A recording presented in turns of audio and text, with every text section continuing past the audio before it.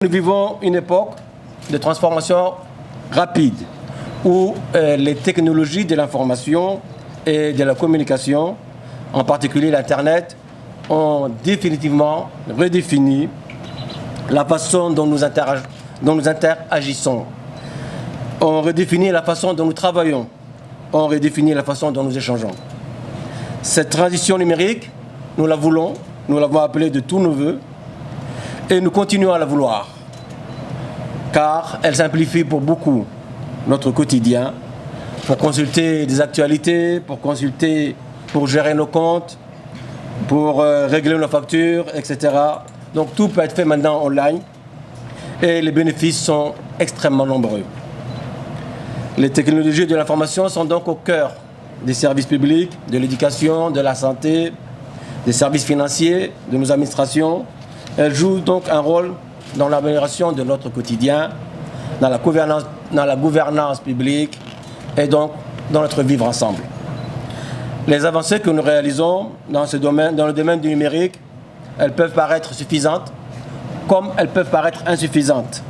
Mais pour autant, et quelle que soit l'appréciation qui est la nôtre, elles ne doivent pas nous faire oublier les risques existants et l'émergence de nouvelles menaces. La 3e édition de cette semaine nous invite donc tous et toutes à redoubler d'efforts en visant non seulement à sensibiliser, mais aussi à approfondir nos connaissances et les pratiques qui garantissent la sécurité de notre espace numérique. C'est pourquoi nous avons demandé à l'ANSSI d'aller dans les écoles. Nous avons demandé à l'ANSSI d'aller à l'université. Nous avons demandé à l'ANSSI d'aller dans les lycées. Nous avons demandé à l'ANSSI d'aller dans les CDC. Car les premières victimes sont trop souvent nos enfants. Alors que nous les pensons en sécurité au sein de nos foyers, nous les livrons avec des téléphones, nous les livrons avec des tablettes à un monde encore plus dangereux.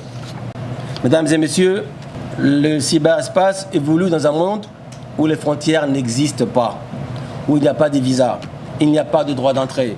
On ne frappe pas à votre porte. Et les menaces auxquelles nous sommes confrontés, elles évoluent de plus en plus rapidement. Elles deviennent de plus en plus sophistiquées.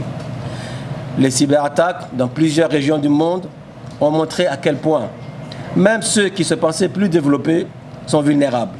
Et conscients de cela, nous avons voulu utiliser cette plateforme afin de réunir des experts nationaux, des décideurs politiques, des universitaires, des acteurs économiques, afin d'échanger sur les meilleures pratiques, afin d'asseoir notre stratégie nationale de cybersécurité autour de 3 piliers qui sont essentiels.